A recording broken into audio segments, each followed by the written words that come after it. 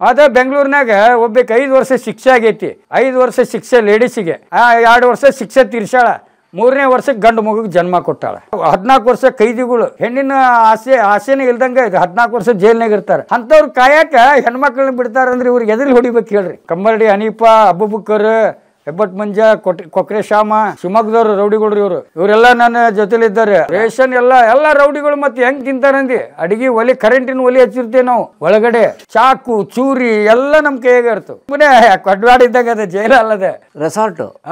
VIP ಬಂದ್ರೆ police station ಕುರ್ಚಿ ಮೇಲೆ ಕುಂದಿರ್ಸಿ ಪ್ರಶ್ನೆ ಮಾಡ್ತಾರ.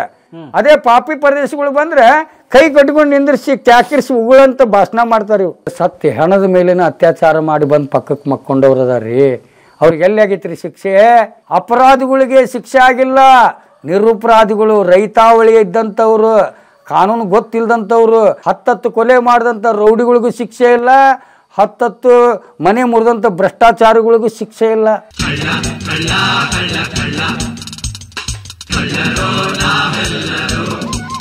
ಇವತ್ತು ಇವ್ರು ಏನು ನೋಡಿದಾರ, ಸರ್ವೆ ಮಾಡಿದಾರಂತ ಇವ್ರ ತೀರ್ಪಿಗೆ ನಾವು ಅಲ್ಲ ಗೌರವ ಕೊಡಬೇಕು ಹೇಳಿ. ಬರೀ ಓದ್ಬಿಟ್ರೆ, ಪಾಠ ಓದ್ಬಿಟ್ರೆ ಪರೀಕ್ಷೆ ಬರೋಕ್ಕಾಗತ್ತೆ? ಕತೆ ಓದ್ಬೇಕು, ಬದಲು ಕತೆ ತಿಳ್ಕೊಬೇಕು. ಈಗ ನಾನು ಏನು ಮಾಡ್ತೀನಿ, ಜೈಲ್ನಾಗ ಒಂದು ಕೇಸ್ ಫೈಲ್ ತಂದು ಕೊಡ್ತಾರೆ, ಅವಾಗ ಬದಲು ಅವ್ನ ಕತೆ ಕೇಳ್ತೀನಿ, ಹೆಂಗಾಯ್ತು ನಿನ್ನ ಜೀವನ, ಹೆಂಗಾಯ್ತು ಹೆಂಗಿಲ್ಲ. ಒಬ್ಬ ಬಂದ ಜೈಲಿಗೆ, ಅಣ್ಣ ನನಗೆ ನೋಡೋಣ ಹೆಂಗೆ ಹೊಡೆದಾರ, ಬಾಂಬೆ ಕಟ್ ಹಾಕ್ಯಾರ, ಗಾಡ್ ಪಡ ಹಾಕ್ಯಾರ, ಲಾಠಿ ಇದು ಬಾಂಬೆ ಇದನ್ನ ರೂಲ್ ಹಾಕಿದಾರ, ಬರ್ಮಪ್ಪನ ತೊಗೊಂಡು ಹೊಡೆದಾರ. ಅವ ಕುರಿ ಕಾಯವನು, ಅವ್ನಿಗೆ ಹೆಂಗೆ ಗೊತ್ತಾಗಬೇಕು ಬರ್ಮಪ್ಪ, ಲಾಠಿ ಚಾರ್ಜ್, ಇವೆಲ್ಲ ಇಂಗ್ಲೀಷ್ ವರ್ಡ್ಗಳು ಹೆಂಗೆ ಗೊತ್ತಾಗಬೇಕು ಅವ್ರಿಗೆ? ಅವ ಕುರಿ ಕಾಯವನಿಗೆ ಏನೇನು ಮಾಡಿದ್ರು ನಿನಗಂದ್ರೆ ಸ್ಟೇಷನ್ನಾಗ ಅಣ್ಣ ಒಣಕೆ ಹಾಕಿದ್ರಣ್ಣ, 2 ಮಂದಿ ನಿಂತಾರ, ತಿಕ್ತಾರಣ್ಣ, ಒಬ್ಬನು ಹಗ್ಗ ಕಟ್ಟಿ ಮ್ಯಾಗ ಎತ್ತಿ ಬಾಂಬೆ ಕಟ್ಟು ಹಾಕಿದ್ರಣ್ಣ, ಇಂಥ ಬರ್ಮಪ್ಪನ ಪಟ್ಟಿತ್ತು ತೊಗೊಂಡು ಹೊಡ್ಯಾಕೆ ಹತ್ಬಿಟ್ರಣ್ಣ, ನಾ ಮಾಡಿಲ್ಲ ಅಂದ್ರೂ ಒಪ್ಸಿಸಿ ಮರ್ಡರ್ ಕೇಸ್ ಹಾಕ್ಯಾರಣ್ಣ, ನಾನು ನೋಡಿದ್ರೆ ಕುರಿಯಾಗದೀನಿ, ಆಕೆ ಹದರಿಗಿತ್ತಿ ನಾನು ಹೆಂಡ್ತಿ ಇನ್ನೊಬ್ಬವ್ನ ಇಟ್ಕೊಂಡು ಅಲ್ಲೇ ಊರಾಗ ಇಟ್ಕೊಂಡು ಅವ್ನು ಕುಡಿಯಾಕ ರೊಕ್ಕ ಇಲ್ಲದಕ್ಕೆ ಅಕ್ಕಿಗೆ ತಲೆ ಮೇಲೆ ಕಲ್ಲು ಎತ್ತಾಕ್ಯಾನವ, ಮತ್ತು ಗಂಡ ಮಿಂಡ್ ಹಾಕ್ಯಾನಂತಂದು ಎಲ್ಲೇ ಗೊತ್ತಾಕೈತೆ ಅಂತಂದು ಗಂಡನ ಕೊಂದು ಹೋಗ್ಯಾನಂತಂದು ನನ್ನ ಮೇಲೆ ಕಂಪ್ಲೇಂಟ್ ಕೊಟ್ರಣ್ಣ. 190ರಷ್ಟು ನಿರಪರಾಧಿಗಳ ಜೈಲಿಗೆ ಬರ್ತಾರೆ ರೀ.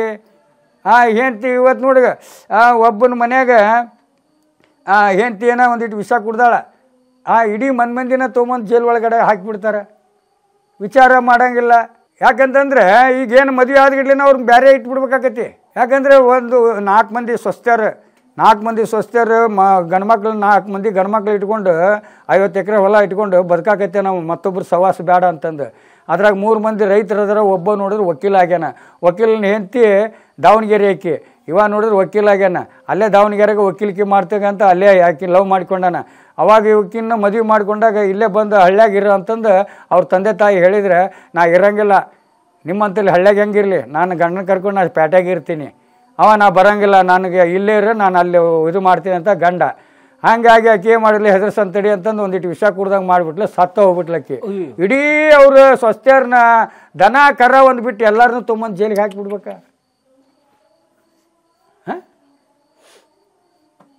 ಈ ಲೆಕ್ಕ. VIP ಬಂದರೆ ಪೊಲೀಸ್ ಸ್ಟೇಷನ್ನ ಕುರ್ಚಿ ಮೇಲೆ ಕುಂದಿರ್ಸಿ ಪ್ರಶ್ನೆ ಮಾಡ್ತಾರೆ. ಅದೇ ಪಾಪಿ ಪ್ರದೇಶಗಳು ಬಂದರೆ ಕೈ ಕಟ್ಕೊಂಡು ನಿಂದಿರ್ಸಿ ಕ್ಯಾಕಿರ್ಸಿ ಉಗುಳಂತ ಭಾಷಣ ಮಾಡ್ತಾರೆ ಇವು. ಇವತ್ತು ಪೊಲೀಸ್ ಸ್ಟೇಷನ್ನಾಗ ಯಾಕೆ ಗಂಡಸರು ಮುಂದ್ಗಡೆ ಟೇಬಲ್ ಮೇಲೆ ಕುಂತಿರೋದಿಲ್ಲ ಪೊಲೀಸ್ನವರು? ಬರೀ ಹೆಂಗಸರನ್ನ ಯಾಕೆ ಕುಂದಿರ್ಸ್ತಾರೆ?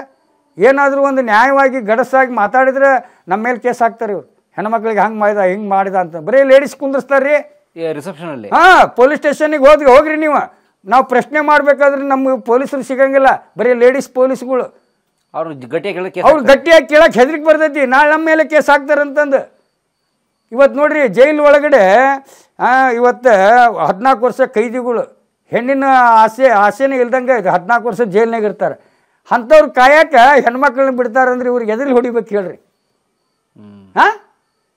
ಅಲ್ರಿ, ಮಹಿಳಾ ಪೊಲೀಸಿಗೆ ಮಹಿಳಾ ಜೈಲು, ಮಹಿಳಾ ಸ್ಟೇಷನ್ ಇರಬೇಕು.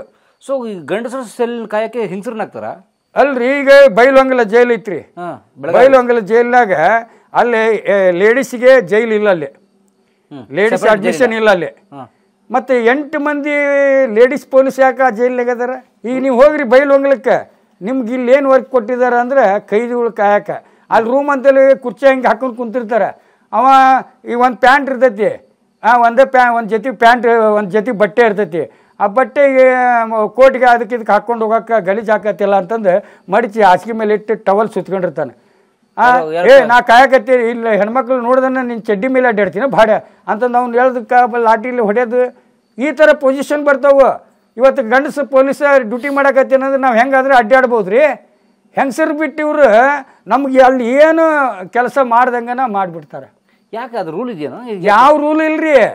ಇವ್ರು ಏನು ಮಾಡ್ಬಿಡ್ತಾರೆ, ನಮ್ಮೂರು ಅಲ್ಲೇ ಐತಿ, ನಮ್ಮ ಗಂಡುಗಳ ನೌಕರಿ ಅಲ್ಲೇ ಐತಿ, ನಮ್ಮದು ಅಲ್ಲೇ ಮಾಡಿಸ್ಬಿಡಾರೆ, ನಮ್ಮ ಮಕ್ಳು ಎಜುಕೇಷನ್ ಐತಿ, ಲಂಚ ಕೊಡ್ಕೊಟ್ಟು ಬರ್ತಾರೆ. ಈಗ ಬೈಲ್ವಂಗಲ್ ಜೈಲು ಭಾಳ ಅಂದ್ರೂ ಒಂದು 20-25 ಮಂದಿ ಐತಿ ಕೈ ಆರೋಪಿಗಳು ಇರ್ತಾರೆ ಅಲ್ಲೇ. ಆ ಆರೋಪಿಗಳು ಕಾಯಕ್ಕೆ ಒಂದು 3-4-5-6 ಮಂದಿ ಪೊಲೀಸರು ಜೆಂಟ್ಸ್ ಅದಾರ, 8 ಮಂದಿ ಲೇಡೀಸ್ ಪೊಲೀಸ್ ಅದಾರ. 25 ಜನಕ್ಕೆ 15 ಜನ ಪೊಲೀಸು ಲೆಕ್ಕ ಹಾಕ್ರಿ. ಮತ್ತೇನು ಎಂಟ್ರಿ ಬಂದಾಗ ಇಲ್ಲ ಹರ್ಕೊಂಡ ತಿಂತಾರೆ. ಎಂಟ್ರಿ ಅಂದ್ರೆ ಬೆಟ್ಟಿ ಬಂದಿರ್ತಾರಲ್ಲ ಅವ್ರು ಇವ್ರು ಅಂತಲೇ ಅವ್ರ ಕಡೆಯವರು. ಎಲ್ಲ ನೋಡ್ರಿ, ನಾ ಏನು ತಿನ್ನಲ್ಲ ಸಿಸ್ಟಮೆಟಿಕಾಗಿ ಕೆಟ್ಟು ಹೋಗ್ಬಿಟ್ಟೈತಿ ಜೈಲ್ಗಳದ. ಹೌದು, ಇದು ಆಗಬೇಕಾದ್ರೆ ನಮ್ಮೊಳಗೆ ನಾವು ತಿಳ್ಕೊಂಡು ಮೊದಲು ಪೊಲೀಸ್ ವ್ಯವಸ್ಥೆ ಸರಿ, ರೋಟಿ ಕಪಡ ಅವ್ರ ಮಕಾನ ದೋ ಅಂಕ್ಯ ಬಾರ ಹಾತ್, ಇದು ಮಾತ್ರ ಆದ್ರೆ ಸಾಧ್ಯ ಐತಿ. ಬಸವಣ್ಣನ ತತ್ವ ಒಬ್ಬರ ಪಾಲಿಸ್ತಾರ, ಯಾರು ಇವತ್ತಿ ಕಟ್ಟು ಹಚ್ಕೊಂಡು ಅಡ್ಡಾಡ್ತಾರ್ರಿ? ಎಲ್ಲರೂ ಹಚ್ಕೋಬೇಕು. ಒಂದು ಸಂಸ್ಕೃತಿ ಅಂದ್ರೆ ಹೌದಲ್ರಿ. ಹಿಂದೆ ಹಿರಿಯರು ಏನು ಮಾಡ್ತಿದ್ರು, ಒಂದು ಮನ್ಯಾಗ ಇವತ್ತಿ ಕಟ್ಟು ಹಚ್ಕೊಂಬಂದ್ರೆ ನಿನಗೆ ಉಣ್ಣಾಕ ಹಾಕ್ತೀನಿ ಅಂತಿದ್ರು. ಇವತ್ತು ಕೈಕಾಲು ಮುಖ ತೊಗೊಂಡು ಇವತ್ತು ಕಟ್ಟು ಹಚ್ಕೊಂಬಂದ್ರೆ ಸಾಲಿಗೆ ಬ್ಯಾಗ್ ಕೊಡ್ತೀನಿ ಅಂತಿದ್ರು. ಇವತ್ತು ಯಾರು ಹಚ್ಕೊತಾರ್ರಿ?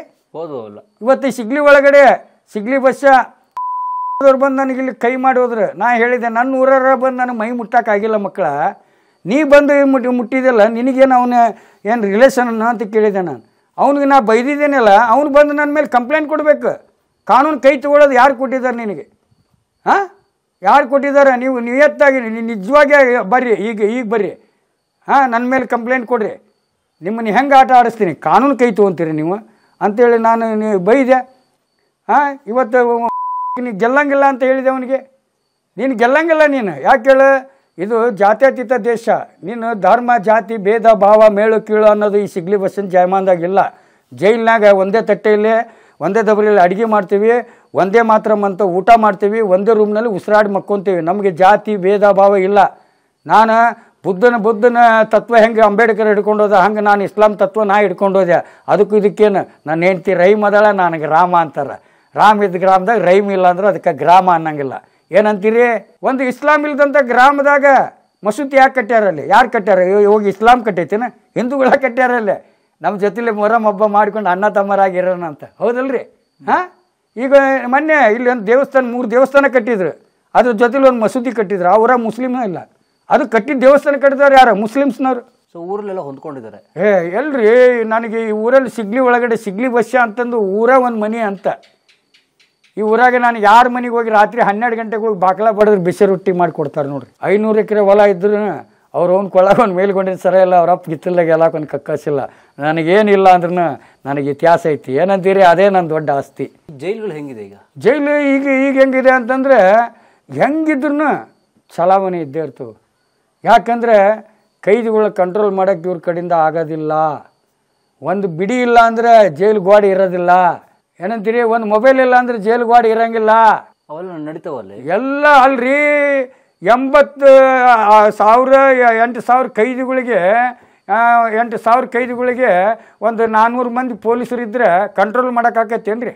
ಅವರೇ ಕಾಯ್ತಾರಲ್ಲೇ, ಅಲ್ಲಿ ಇಸ್ಪೇಟ್ ಆಡ್ತಾರೆ. ಹೊರಗಡೆ ಇಸ್ಪೇಟ್ ಹೇಳ್ತೀನಲ್ಲ, ಜೈಲ ಒಂದು ಅಖಾಡ ಮಾಡಿಬಿಟ್ರ. ಅವ್ರಿಗೆ ಏನೈತಿ ಇನ್ಕಮ್?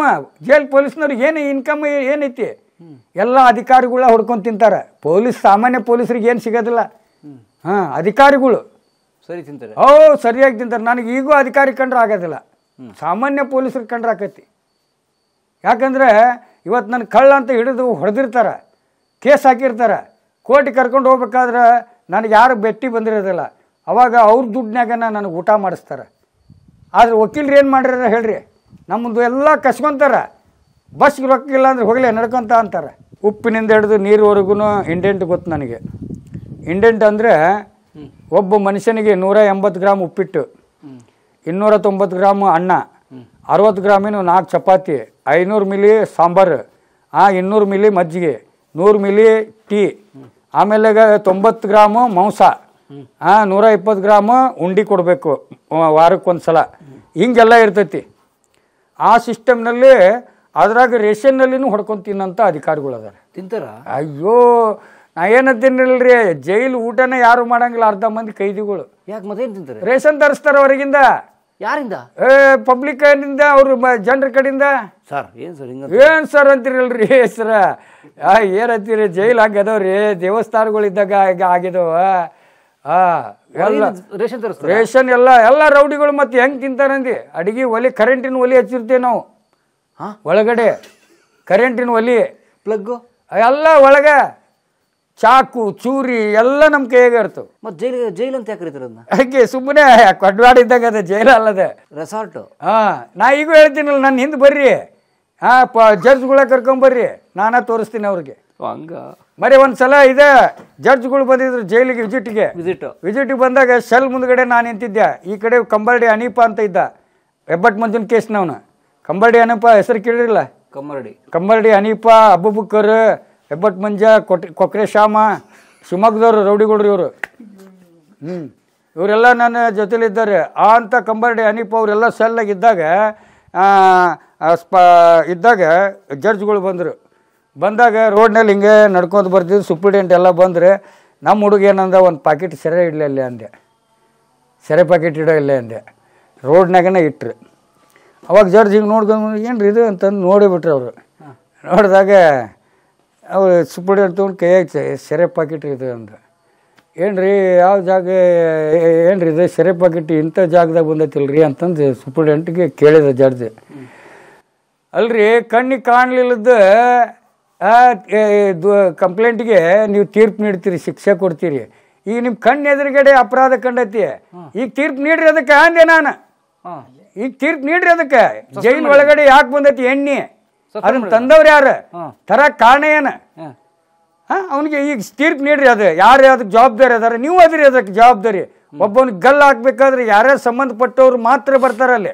ನ್ಯಾಯಾಧೀಶರು ಇರ್ತಾರೆ, ಆಮೇಲೆ MLA ಇರ್ತಾನೆ, ಒಬ್ಬ DC ಇರ್ತಾನೆ, SP ಇರ್ತಾನೆ, ಜೈಲು ಅಧೀಕ್ಷಕ ಇರ್ತಾನೆ, ಡಾಕ್ಟರ್ ಇರ್ತಾನೆ. ಎಲ್ಲರೂ ಬಂದ್ರೆ ಗಲ್ಲು ಹಾಕ್ತಾರೆ, ಎಲ್ಲರಿಗೂ ಸಂಬಂಧಪಟ್ಟಿರ್ತೈತಿ. ಸೊ ಗಲ್ಲಿಗೆ ಹಾಕ್ಬೇಕಾದ್ರೆ ಇಷ್ಟು ಜನ ಬರ್ಬೇಕು? ಹೌದು. MLA ಯಾಕೆ ಬರ್ಬೇಕು?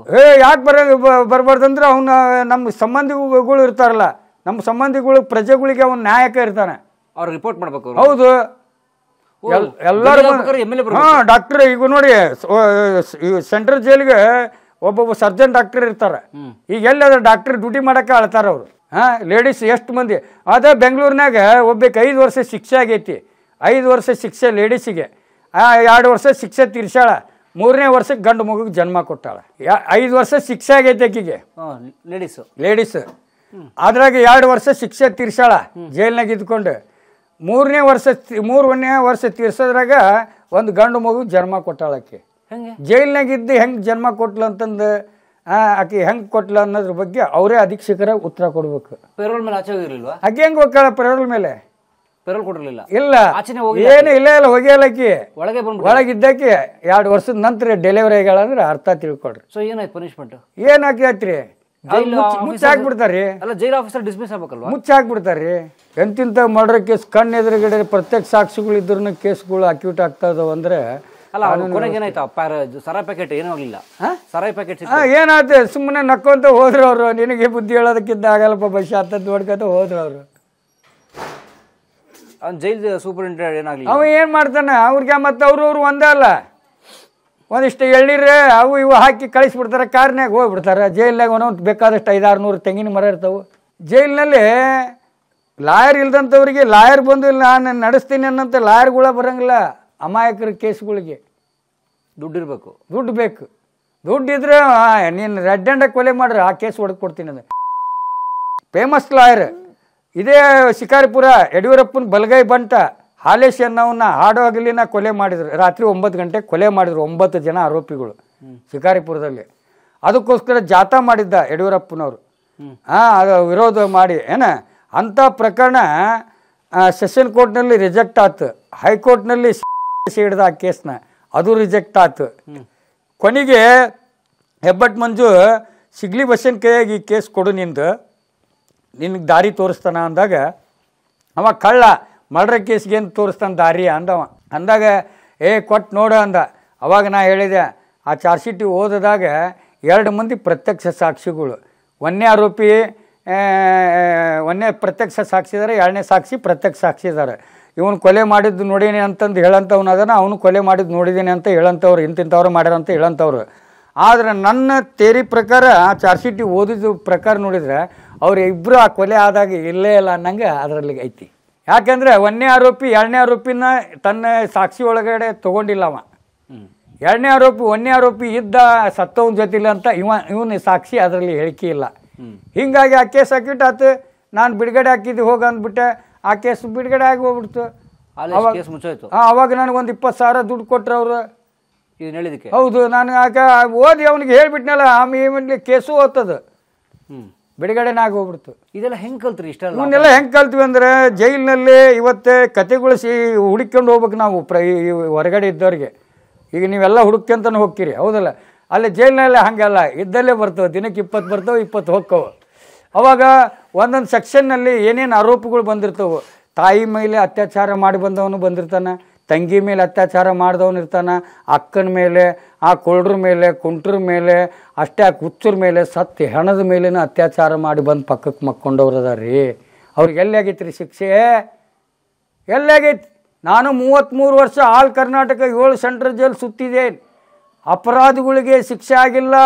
ನಿರಪರಾಧಿಗಳು, ರೈತಾವಳಿ ಇದ್ದಂಥವ್ರು, ಕಾನೂನು ಗೊತ್ತಿಲ್ಲದಂಥವ್ರು, 5 ನಿಮಿಷದ ಚಟ, 5 ನಿಮಿಷದ ಹಠ, 5 ನಿಮಿಷದ ಸಿಟ್ಟಿಗೆ ತಪ್ಪಿಗೆ ಒಳಗಾದಂಥವ್ರು ಶಿಕ್ಷೆ ಅನುಭವಿಸ್ತಾ ಇದ್ದಾರೆ ಹೊರತು 10 ಕೊಲೆ ಮಾಡಿದಂಥ ರೌಡಿಗಳಿಗೂ ಶಿಕ್ಷೆ ಇಲ್ಲ, 10 ಮನೆ ಮುರಿದಂಥ ಭ್ರಷ್ಟಾಚಾರಿಗಳಿಗೂ ಶಿಕ್ಷೆ ಇಲ್ಲ. ಎಲ್ಲಿ ಜೈಲ್ನಾಗ ಇನ್ನೂ ಕೋರ್ಟ್ನಾಗ ಜಜ್ಮೆಂಟ್ ಆಗಿರ್ತೈತಿ, ಇಲ್ಲಿ ಆಗಲೇ ರೆಡಿ ಆಗಿರ್ತಾರೆ ಬಿಡುಗಡೆ ಆಗೋಕ್ಕೆ. ನಮ್ಗೆ ಹಂಗಲ್ಲ, ನಮ್ಮ ಕೋರ್ಟ್ನಿಂದ ಆರ್ಡ್ರ್ ಬರಬೇಕು, ಅವ ಜಡ್ಜನ್ನ ಕೈಯಾಗೆ ಪ್ಯೂನ್ ಇರ್ತಾನೆ, ಅವ್ನು ಬಂದು ಕೋರ್ಟ್ನಾಗ ಕೊಟ್ಟು ಅವನ್ನ ಆಮೇಲೆ ಕೊಟ್ಟು ಮಾರನೇ ದಿವ್ಸ ಬೆಳಗ್ಗೆ ಬಿಡುಗಡೆ ಆಗ್ಬೇಕು. ನಾವು ಲಾಕ್ ಆಗೈತಿ, ಟೈಮ್ ಆಗೈತಿ, ಹೋಗ್ರಿ ಬೆಳಗ್ಗೆ ಬರ್ರಿ. ಕೋರ್ಟ್ ಟೈಮ್ ಮುಗಿದಿದೆ, ಟೈಪ್ ಆಗಿಲ್ಲ, ಸೈನ್ ಆಗಿಲ್ಲ, ಏನು ಹಿಂಗೆಲ್ಲ ಕಾನೂನು ವ್ಯವಸ್ಥೆ ಕೆಟ್ಟ ಕೆರ ಹಿಡಿದು ಹೋಗೈತಿ ನೋಡ್ರಿ. ಸತ್ತ ಮೇಲೆ ತೀರ್ಪು ನೀಡೋಂಥ ಕಾನೂನು ವ್ಯವಸ್ಥೆ ಐತಿ, ಸತ್ತ ಮೇಲೆ ಪಂಚನಾಮ ಬರೆಯೋಂಥ ವ್ಯವಸ್ಥೆ ಐತಿ, ಸತ್ತ ಹೆಣದ ಮೇಲೆ ರೊಕ್ಕ ಕೊಟ್ಟು ಕೈ ತೊಳ್ಕೊಳ್ಳೋಂಥ ವ್ಯವಸ್ಥೆ ಐತಿ. ಕಲಾ ಮಾಧ್ಯಮದ ಎಲ್ಲ ಎಪಿಸೋಡುಗಳು ನಿಮಗೆ ಸಿಗಬೇಕು ಅಂತಂದ್ರೆ ಕಲಾ ಮಾಧ್ಯಮ ಯೂಟ್ಯೂಬ್ ಚಾನೆಲ್ನ ಸಬ್ಸ್ಕ್ರೈಬ್ ಮಾಡಿ, ಬೆಲ್ ಐಕಾನ್ನ ಕ್ಲಿಕ್ ಮಾಡಿ, ತಪ್ಪದೇ ಮಾಡಿ. ಸ್ನೇಹಿತರೆ, ಕಲಾ ಮಾಧ್ಯಮದ ಎಲ್ಲ ಸಂದರ್ಶನಗಳನ್ನು ನೀವೀಗ ಓದಬಹುದು. www.kalamadhyama.com ಈ ವೆಬ್ಸೈಟ್ಗೆ ವಿಸಿಟ್ ಮಾಡಿ, ಇಂಟರ್ವ್ಯೂಗಳನ್ನು ಓದಿ. ಓದುವ ಸಂಸ್ಕೃತಿ ಹೆಚ್ಚಾಗಲಿ. ಧನ್ಯವಾದ.